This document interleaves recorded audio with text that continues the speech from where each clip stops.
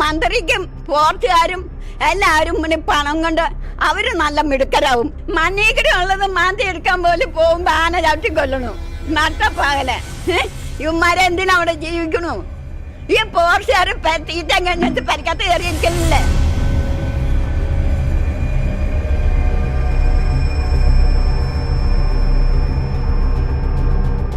74 വയസ്സായി എനിക്ക്.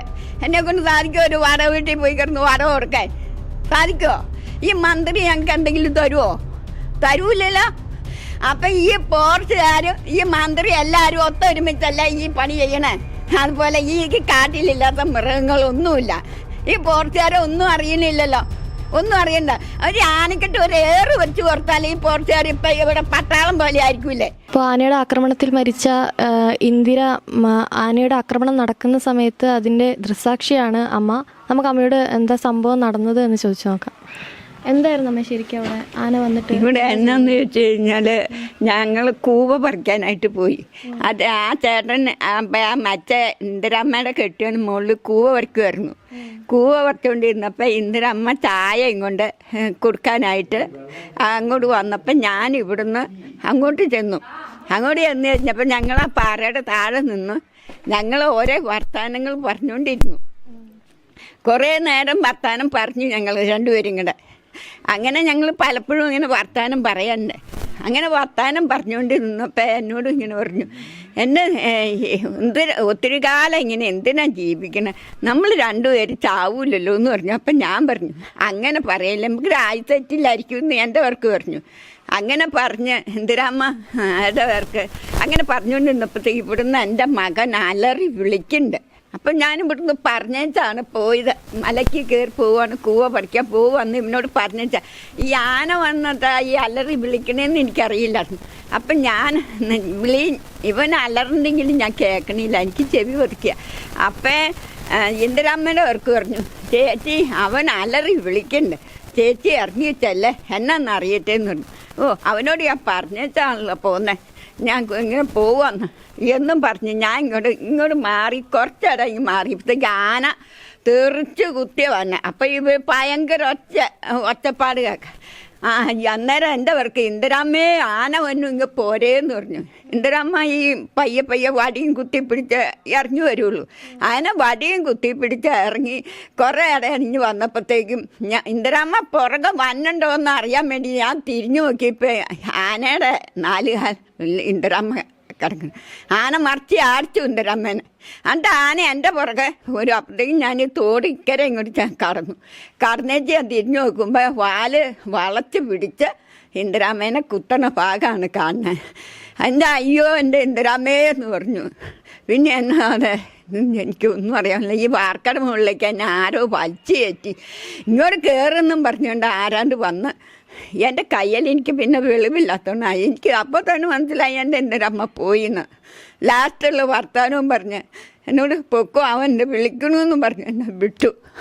മാത്രം എന്തിനാ ഈ പോർച്ചുകാരൻ ഇന്ന് വരെ ഒരു പോർച്ചുകാർ ഈ ഏരിയയിലേക്ക് വന്നിട്ടില്ല. ഒരു ഈ പോർച്ചുകാർ വന്ന് ഈ മുടിക്ക് തീർന്നല്ലാതെ ഈ പോർച്ചുകാർ ഈ വനത്തിലേക്ക് വന്നില്ല. ഈ മറ്റിന് ആന നട്ട പകലെ വന്ന് മനുഷ്യനെ ദ്രോഹിക്കണം. പോലീസുകാർ വന്നിട്ട് അവർക്കൊരു വിഷമമുണ്ട്. അത്ര പോലും പോർച്ചുകാർക്കൊരു ബുദ്ധിമുട്ടും തോന്നാനുള്ള. ഇത് ഈ ഭേദം ഞങ്ങളെ ഈ മന്ത്രിക്ക് ഞങ്ങളെ കൊന്നൊടുക്കാൻ പാടില്ലേ? ആനയും കാട്ടുമൃഗവും മതി എങ്കിൽ മനുഷ്യൻ്റെ ആവശ്യമില്ലല്ലോ. ഉണ്ടോ? മനുഷ്യൻ്റെ ആവശ്യമില്ല. ഈ ഒരു പെൻഷൻ പൈസ തന്നിട്ട് 7 മാസം ഫുള്ളായി.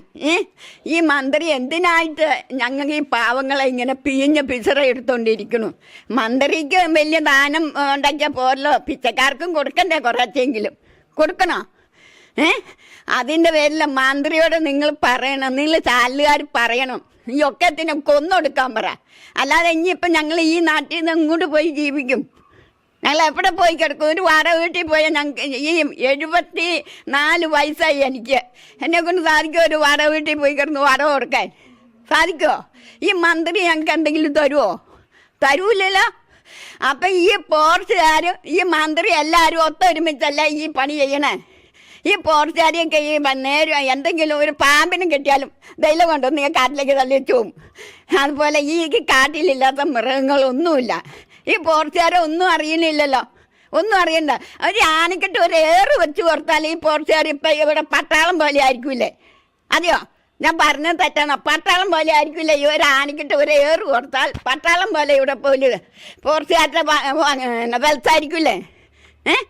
ഈ പാവങ്ങളെ ഇത്രയും കൊള്ള നടത്തിയിട്ട് ഇത്രയും നട്ടപ്പകല വന്ന് കുത്തി കൊന്നും ചവിട്ടി കൊന്നിട്ടും ഈ പോർച്ചുകാരോരനെ ഈ ഏരിയയിലേക്ക് എറിഞ്ഞിട്ടുണ്ടോ?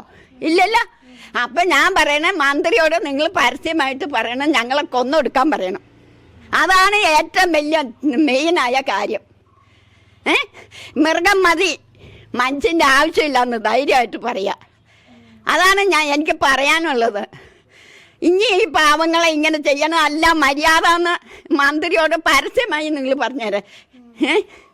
നിങ്ങൾ ചാനലുകാർ പറയേണ്ട ഒരൊറ്റ വാക്കാണ്, ഒക്കത്തിനും പോയി ആ നാട്ടിൽ ചെന്ന് കൊന്നു കൊടുക്കുക, അത് മൃഗത്തെ ബാധിക്കാന്ന് പറ. ഇല്ലെങ്കിൽ മൃഗത്തെ എന്തെങ്കിലും ചെയ്യണം, എന്തെങ്കിലും നടപടി സ്വീകരിക്കണം. മൃഗത്തെ കൊന്നൊടുക്കാൻ നടപടി സ്വീകരിക്കണം, ഇല്ലെങ്കിൽ മനുഷ്യനെ കൊന്നൊടുക്കാൻ പറ. ഇനി ഇതിൽ കൂടുതലാ ഞാൻ ഓടിയില്ലേ ഞങ്ങളുടെ 2 സഭ ഇന്നെടുക്കണത്. ഞങ്ങളുടെ 2 സഭ ഇന്നലെ എടുക്കണത്. എൻ്റെ മകൻ എന്നെ വിളിച്ചില്ലെങ്കിൽ ഞാൻ അവിടെ നിന്ന് വർത്താനം പറഞ്ഞുകൊണ്ടിരിക്കും.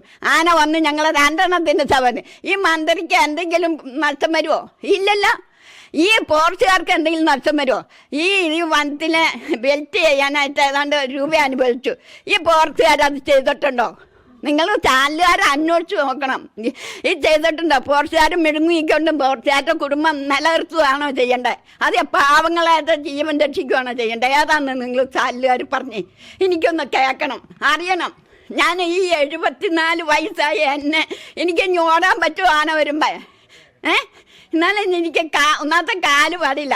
എനിക്ക് ഒന്നാമത്തെ ഈ കുട്ടം ബ്ലോക്കിൻ്റെ അസുഖമുള്ള പല രോഗമുള്ള ആളാണ് ഞാൻ ഇന്നലെ ഓടിയില്ലെങ്കിൽ, ഞാൻ ഇപ്പുറം കടന്നില്ലെങ്കിൽ എൻ്റെ മകനെ എൻ്റെ ജീവൻ കിട്ടിയത്. അന്നേരം ഓർണത്തിൻ്റെ ആത്മാവ് പോയില്ലേ? ഓർണത്തിൻ്റെ ആത്മാവ് പോയോ? അതുകൊണ്ട് ഞാൻ പറയണത് ഇത്രയേ ഉള്ളൂ. ഒന്നുമില്ല, ഞങ്ങളെ മനുഷ്യനെ കൊന്നു കൊടുക്കാൻ പറയണം.